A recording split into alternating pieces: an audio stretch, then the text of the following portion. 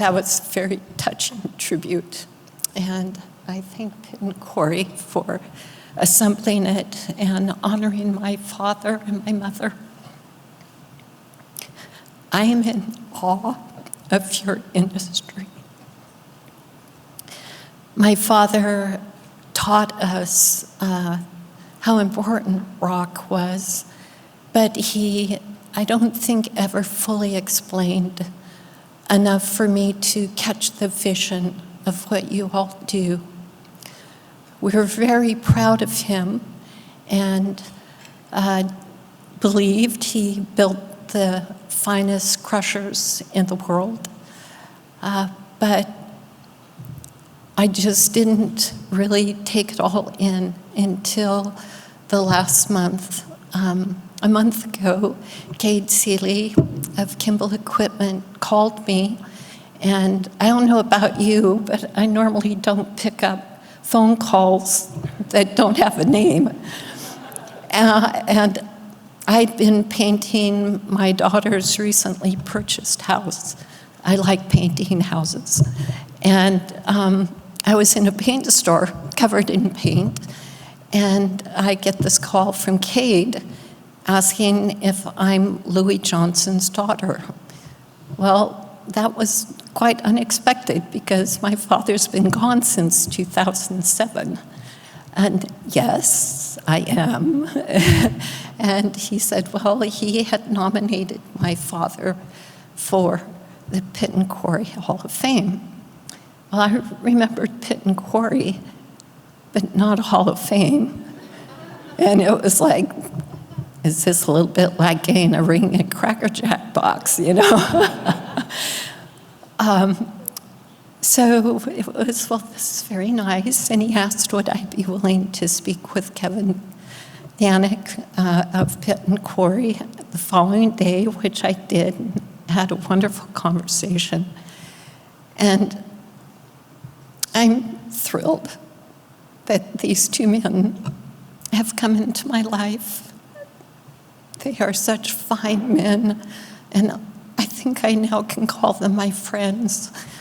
Thank you, Cade, and thank you, Kevin.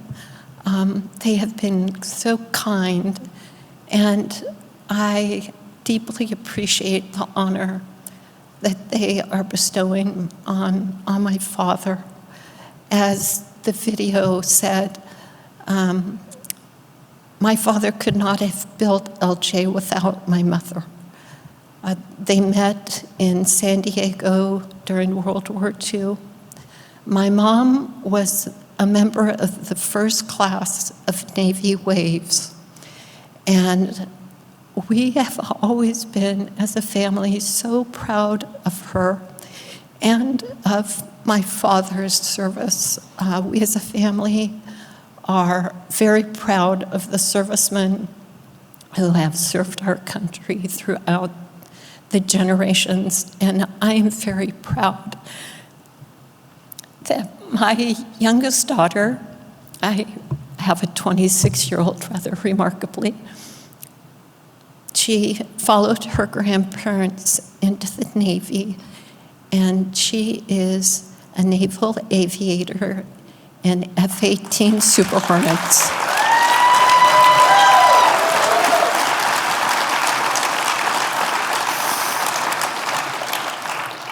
Of my father's 12 grandchildren, none of them have gone into the aggregate industry, sadly, I now realize. And I am working on my 16-year-old grandson to break that.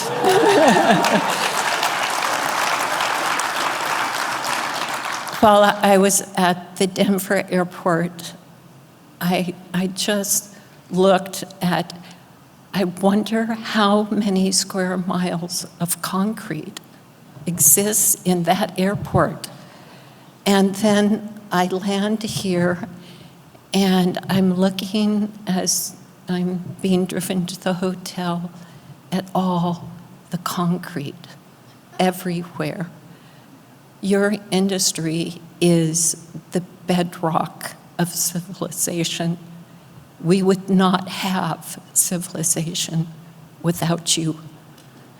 And I want to commend you.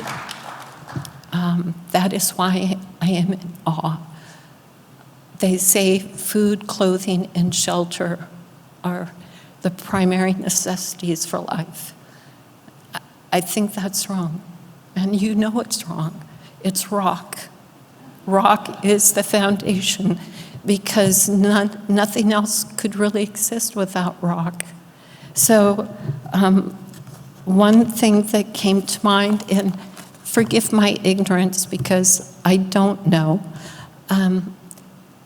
I don't see you advertised in the general public. You have a story that needs to be told to the world. People need to know how absolutely crucial, how absolutely fundamental you are to their existence. In the Pacific Northwest, we've got some rather fuzzy-headed thinkers. And I'm trying to be kind. I live down the freeway from Portland. I swore I'd never return to Portland. I don't plan to, but it permeates the state and influences the state of Oregon. But if people knew what you do, if people understood the importance of your industry, I think it would make a change.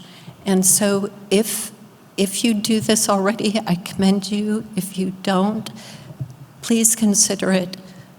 Going into every high school on Jobs Fair Day and present yourselves. I think that young people, particularly today, are so hungry for meaning and stability in a very uncertain world. And if they knew that they could be a part of your very honorable profession, I think they would feel they really could make a difference. So reach out to the youth, advertise, tell your story so that we all can get behind you and support your fine work. As I was reflecting on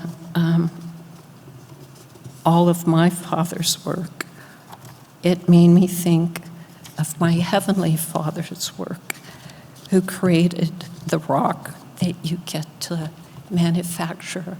And I think it's remarkable that Jesus Christ is called the rock of our foundation. I'd like to share what my eldest son wrote as a eulogy to my father in 2007. These are just some of his words. And I lost my place. Here we go. This is my son saying it, and I haven't transposed it to be in my words. So when you hear I, it's my son Luke. Grandpa always asked me how my college studies were going, and then he would ask what I was studying. Theology, I would respond, and every time he would reply, geology?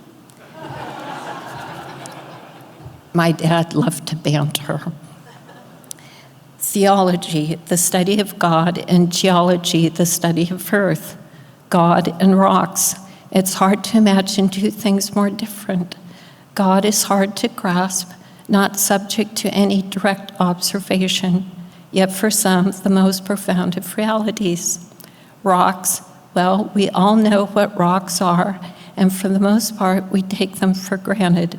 Or as my pun-loving grandpa might have said, we take rocks for granite. Most of my father's puns were groaners. Rocks seem the most mundane of things, yet for Grandpa, his brilliant mind was devoted to these things. And in Grandpa's pure mistake between theology and geology, I've come to see the profundity of rocks and the depths of my grandfather's influence on my life. I talked with my grandpa about a lot of things over the years, and when the topic of the economy came around, he would express his frustration with the loss of American manufacturing. We have to actually produce something, he would say. And sometimes he would talk about the basic products that society will always need. Society will always need rock, he said. It's amazing how much our world changed in Grandpa's lifetime, but he invested himself in something that didn't change. No matter how technologically sophisticated we become, rocks will be needed under our feet and in the walls that shelter us. It is true that loved ones now gone live on in our hearts, but I think it might be just as appropriate to say of Grandpa that he will live on in the stones beneath our feet, no matter which paths of life we walk. Thank you. I'm humbled to be in your company tonight.